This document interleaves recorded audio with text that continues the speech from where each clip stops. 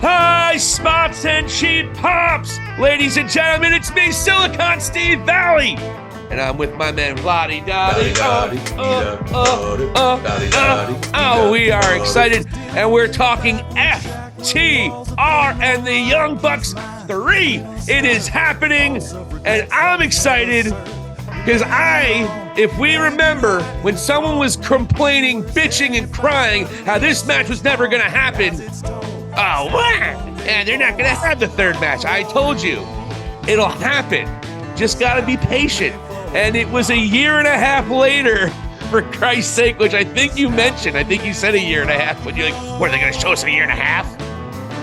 And what's interesting, this was the same show where the famous line of the Young Bucks came out where these guys are so full of their own shit. They're gross.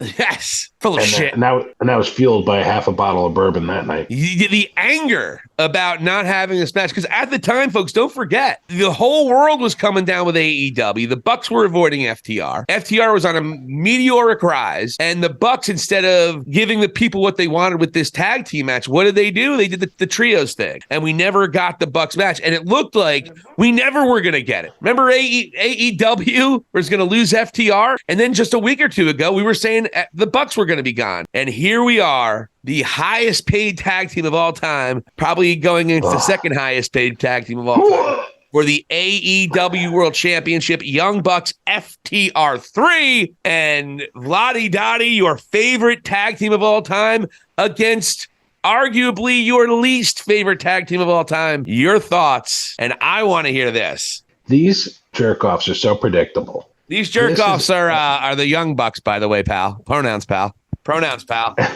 Yeah, that's true. I'm sorry, I mispronounced their name. These jerk-offs went and re-signed to become the highest paid tag team on the planet.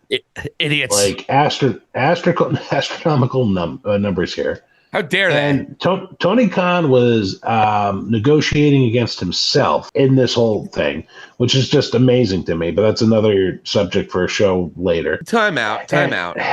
They were a package deal to sign Kenny Omega and Hangman Adam Page, which was a priority. He needed to sign the Young Bucks. Keep that in mind before you kill Tony Khan. Okay, but he didn't have to go and throw the Swiss bank at him, and also didn't have to have them remain as EVPs. You didn't have to start the company either. You fucking complaining. Tony Khan's Cal. Tony Khan's money mostly started the company. So if they had the financial backing, they wouldn't even want to know Tony Khan's name. So they need him just as much. Let's not forget that. So and also, maybe treat them like the rest of the people in the locker room and make them fend for their own health insurance and stuff like that. But so that's just my thing, especially considering what they did not do for the last year of this company other than just collect checks. Yeah, I said it. So these jerk-offs come back on their high horse, and immediately we get the third match. And I'm going to already tell you, for All In, my pick is the Young Bucks, because there's no way that they're doing this match without the Young Bucks winning. Because FTR, being the businessmen they are, understanding the business, unlike the Young Bucks, are going to go and gracefully do the job, but give the fans an incredible match. The fact that this went on, and I want to say a week or two ago on this very show, you yourself made an observation regarding the Young Bucks maybe not even being the top five of the tag teams within AEW. How does this happen? I mean, I thought records mattered in this federation. I thought it was supposed to be more realistic. But all of a sudden, because they signed a contract, now all of a sudden they go to the front of the line after beating the decrepit Hardy brothers, and they were able to grace us. And this is another thing. I love decrepit. Holy shit. Listen, that match on Dynamite was rough. I'm not even blaming the Bucks style, which I don't like. Jeff Hardy, I don't know what's going on with that guy. I like the finish of the match. It was unique. I like the Bucks do a good job of laying out their matches in certain spots. I disagree with you there, but I don't like the flippy stuff. I don't like when Nick Jackson does 15 flips to do an arm drag. I hate that shit. And listen, I've been honest. I'm in terms of like CM Punk, and we've discussed it. I'm not a fan of like CM Punk's like finisher, GTS, right? No. The BTE trigger, I hate as a finisher. You know, honestly, like whenever they win matches with that, it's stupid to me. It doesn't look good. Melter Driver was a lot cooler. Other than the actual name of it, that's definitely a better finisher. But the pandering last name, because that's what those guys do, is they like to pander. We're getting this in Wembley. Should definitely be the main event. I'm dying to see what that crowd's going to be like, because I don't know if it's going to go back and forth or if it's going to be mainly FTR, but it's going to be really intriguing to see. And let me get back to another thing. I loved how they get called out. The Bucks get called out on Collision by FTR. And then we get to Dynamite, and it's their show. You know, they're the elite of all elite, right? And then they respond. And these wordsmiths, known as the Young Bucks, gave us a total of 5 syllables. FTR all in. After, over the grand scheme of like FTR showing up to the ring, we got 5 syllables from them in regards to this feud. What a way to put over the match, fellas. You guys are kings of the ring in my eyes. Couldn't even formulate a sentence like a caveman out there, Nick Jackson. Jesus. And that's what we got promoting this match of matches. And listen, with FTR being in the ring, I'm sure it's going to be great. We're going to go and see, because their egos can't handle it. We're going to see them hand over those belts to them. And then, God save the kings of tag team wrestling. The Young Bucks are back in charge. Then they'll drop it to like, who's Darby Allin's little like buddy now? Who's Nick Wayne? Yeah, Nick Wayne's going to find some drifter on the street, and the Bucks will drop the belts to those 2 guys. And then they'll have a little program with like Swerve and like Keith Lee, because they'll rekindle that. And then FTR can beat Swerve and Keith Lee for those titles again. So that's my 2 cents on this. And by the way, their ratings poison. They lost about 90,000 people during their segment on Dynamite. Money well spent, Tony Khan. A lot to unpack there. You clearly despise them more than any tag team I've ever even heard you talk about. It's not even close. You might hate these 2 dudes more than I've ever heard you hate any professional wrestlers. They're smug. Smug little shits. Wheeler Yuta? Wheeler Yuta has personality. These 2 guys, they just suck the energy out of the TV, and I can't even explain it. Most of America agrees as well. Well, I don't know if I agree with you there, but I'm also going to talk facts. I'm not going to have a biased opinion. I'm going to have what they call integrity of opinion with an unbiased view. Vladi Dadi, I can't even remotely say but it's okay.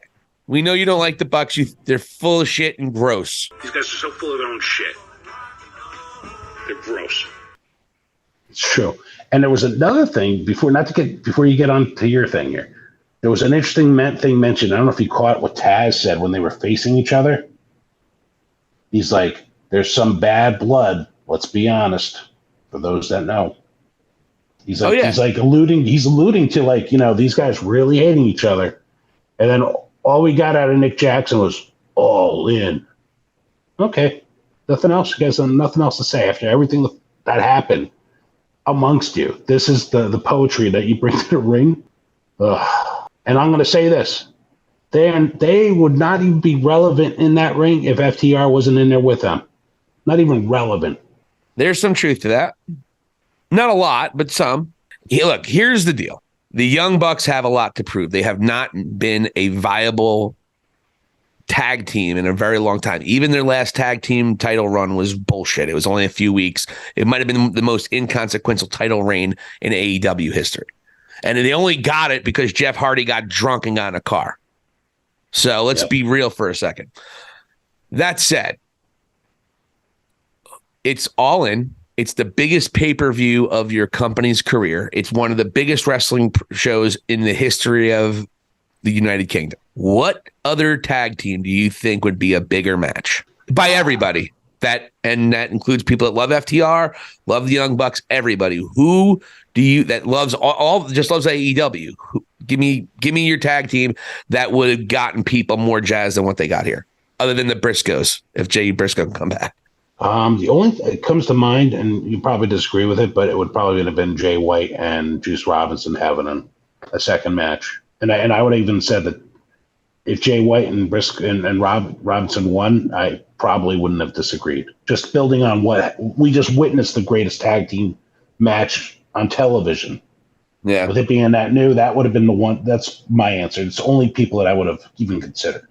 And it would also get Jay White. And that's not terrible. That's not, I wouldn't, but I think with all due respect, I think most people would say the match would be FTR and the Bucks.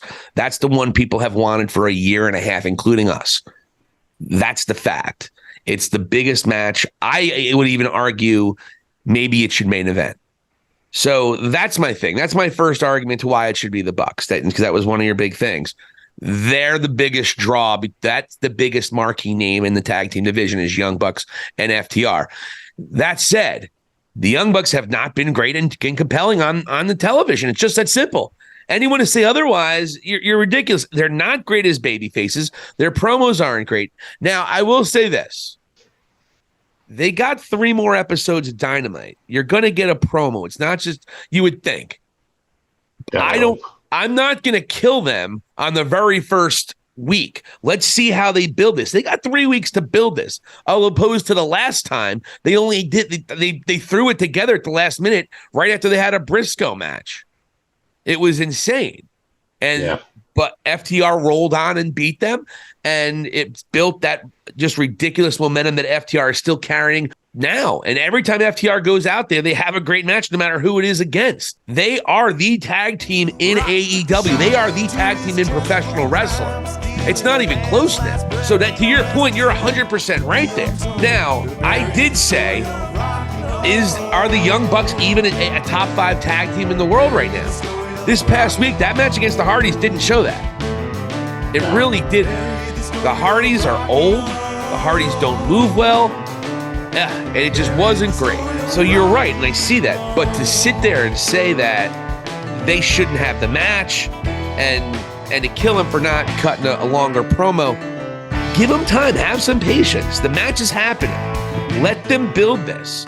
Let them get the bad blood. Because right now, I don't like this, who's the best with respect. I want some bad freaking blood. I want a couple promos about how you buried this or how you did this with, I want something to talk about the elephant in the room a little bit. So much for watching High Spots and Cheap Hops. This is Silicon Steve Valley. Here endeth the lesson, and hit that subscribe button.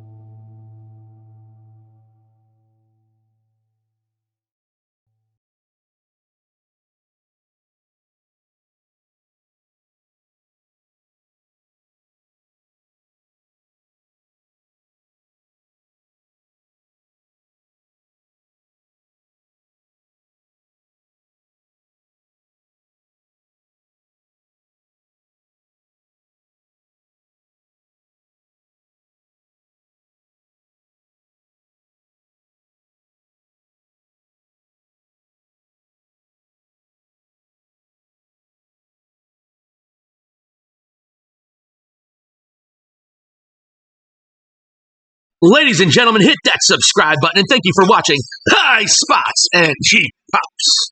And here endeth the lesson.